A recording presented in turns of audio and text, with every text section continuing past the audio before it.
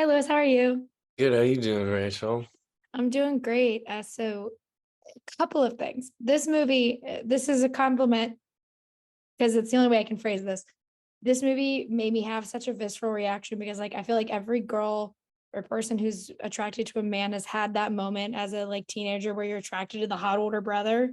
Hmm. But like the minute that Owen kind of like reciprocates it, I had like a recoiling, like, oh no, that's the opposite of like what should happen, which is a Yeah, very adult, I think, kind of reaction.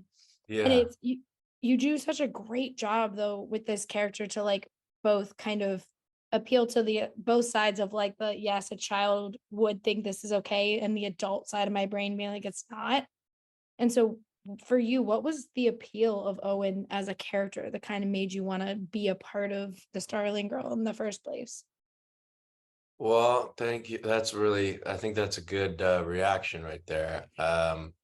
Yeah, I think I think it's a good sign that a lot of people feel protective of Jem. Because what attracted me to the role was that it wasn't just this classic age-old tale of really like blatant abuse of power. Mhm. It's a little more hard to define, especially in the beginning, right? It feels wrong, and it when you're watching it, and but it's also like can be it's a little more discreet, right? Which is, I think, an area of toxic relationships that are important to portray in film, but those ones that maybe are happening around you within your friends or family or even yourself, that aren't as blaring. Uh, Mhm. and I thought that that was really smart that Laurel was adamant about making sure that we kind of stayed in that pocket, at least for the first two-thirds of the movie. Yeah, and I also like I don't know if it's just because I was thinking of Bad Times at the El Royale when I was watching this, but I did think like, man, this like, especially like the character of Paul, I was like, this is a role that Jeff Bridges would have like killed. Like Jimmy did such a great job, but I was like, Yeah, it felt like a movie that like back in the 90s, I would have seen it and like yeah, Jeff Bridges would have like been one of the adult men.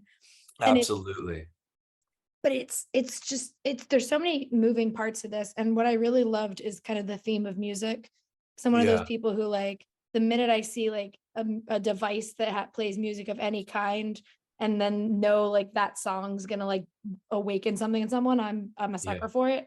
yeah, And that last moment is so important for I think both Owen and Jem because that's the end of yeah, them, for yeah. lack of a better way of explaining it. But for you, what is like kind of the draw, do you think, to like the theme of music throughout this movie? Because I think it's so fascinating how it kind of plays into all of these characters. Yeah. I mean, I think even, there's that song that when Jem is first, when you first see her going through the choreography for her dance, and they make one of the other girls makes a comment that it's like there's the drums are loud or something, Mhm. and that it's like too performative, and it's not that it's straying away from being, worshipful.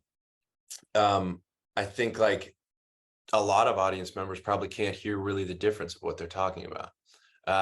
And that it is that small of a detail that can feel like is, to have these boundaries and these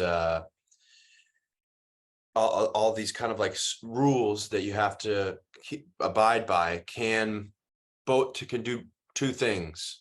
Can either provide you with a lot of structure, and people will flourish.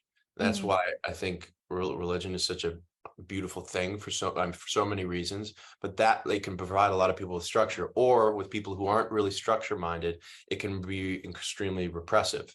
And like in Jem's case, I think. Um, and and so I think music throughout this, like I think that is such a good analogy, that song, because music can kind of open up a lot of new avenues in people's lives, right? People get into a new genre and their whole personality changes. And I also like it's kind of a time travel device. You know, if you listen Mhm. to the same song for an entire summer and then you don't listen to it for a year and then you put it on again, you are like seeing a vivid slideshow of that summer. Um, and so I think in a lot of ways when she listens to Paul's song, she's almost transported into memories that she didn't even have that he had, you know, by hearing his voice, by hearing the differences in how he even sang versus how he talks now. I think that Laurel used music in a really smart way. Yeah, I loved it. That last shot, I was like, or one of those last shots, I was obsessed with. I was just like, oh, I'm gonna think about the like whatever generation iPod that is Yeah, yeah. for a really long time. Thank you so much for talking with me today. I really appreciate it. I texted my one friend who is also a big fan of your work.